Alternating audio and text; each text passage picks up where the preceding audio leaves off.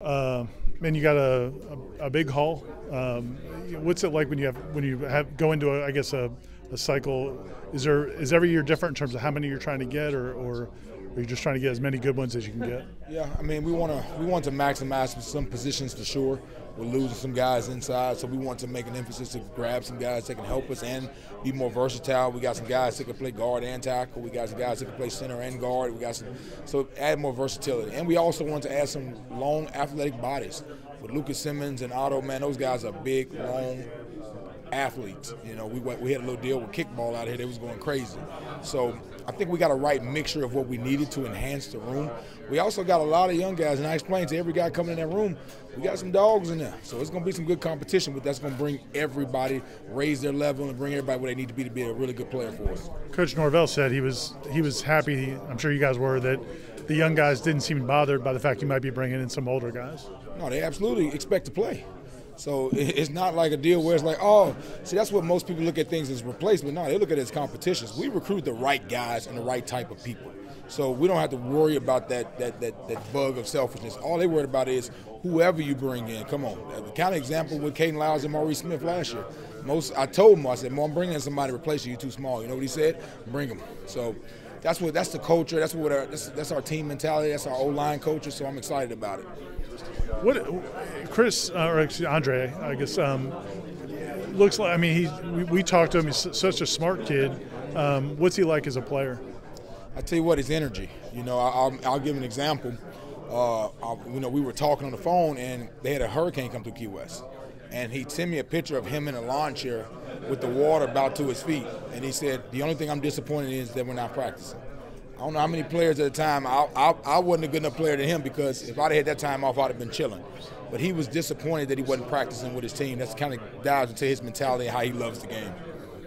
That guy, a little bit of a diamond in the rough. I mean, he's from a part of the country where it's hard to get to. How did you kind of identify and see him, and then maybe see how he fits with what you all want to do? Well, Odell was down there recruiting, went in and watched. We watched film, and he also went against Boots in the spring game, and we kind of went from there. He kind of stuck out. And then, so it just kind of went from there. I mean, I wouldn't say diamond in the rough. I mean, he officially visited. He has some places. I mean, he came down to us in Stanford. So he was a good recruit. I just think him being down there, he didn't make that camp circuit. He didn't go to all the camps and notoriety things and all that kind of stuff. He just played ball, and he was at a place where you probably wouldn't want to travel away from much anyway. He get to hang out on the beach all day. Lucas, when a guy commits early, what's the process like? I mean, how often are you talking to him through the season? Like, what's that process like? Yeah, well, I tell him up front, I'm not going to spam him. I'm not one of them coaches that's going to get 100 text messages from. You're not going to get 100 calls from. I'm going to treat you like you're a player here playing for me now. So, because when they talk to the players, they're going to ask, how much does Coach Atkins talk to you? What has he done for you? How much is in communications? So I'm not going to fake them. Like, I give them an example. I get a call every other week about buying car warranty, but I ain't bought it yet. So spamming my phone doesn't work. So I just said we're going to have a normal working relationship, and we're going to get to know each other, and we'll build from there. After these relationships with like a transfer portal offensive lineman, like it seems like the relationships have to be built very, very fast because they want to make a quick decision. Absolutely. So I think that starts with the players. So what happens usually is when a guy goes into the portal, the first person they start contacting is people on the team that they know. And if that information goes from there, then you kind of get a window. It's like, hey, yeah, you want to come check them out. All those guys started hitting up Rob Scott. They started hitting up all the guys, and they hit up a couple of guys that went in the portal that came here. Like some guys we got in the portal that came from places where they didn't even play, and they maximized themselves. So he's like, yeah, man, he gonna get you right. So it really starts with the information they get from the players on the team. Could you talk about each of the transfers and what they bring? So Jeremiah, number one, he play right tackle. He can play on the edge, good feet, athletic, but also can play inside. We're going to train him to play inside also to get him some kind of versatility, energy, emotion, passion. I mean, he lights up a room, and visiting with him and his mom and little sister might be in the WNBA one day. She's a hooper, so I'm just excited to kind of bring that kind of energy into the room. Casey Roddick, the old man of the group. I mean, experience, started a lot of football games, smart, has played pretty much every position, wants to primarily train at center to play that position. So, but he can play tackle, can play guard, probably one of the more mature kids that I recruited. Like in our conversations, we probably talked about football maybe 10% of the conversation. It was about maximizing and pushing each other to be even just better than what we are, so we can pour back into the young guys. So a little bit more of a leadership mentality, you know. And Keandre is just, man, you want to talk about humble, discipline. You know, I want to bring up a point. He came up on a visit with his mother, and you don't see this a lot, but every doorway we walked into, every time he got into a car, he made sure his mom was first. And that little bitty thing told me about his character because he intentionally did all those things. He was a kid that said, Coach, don't worry about me. I've already done my research. I know what I want. So he was a more focused, grown man type of guy.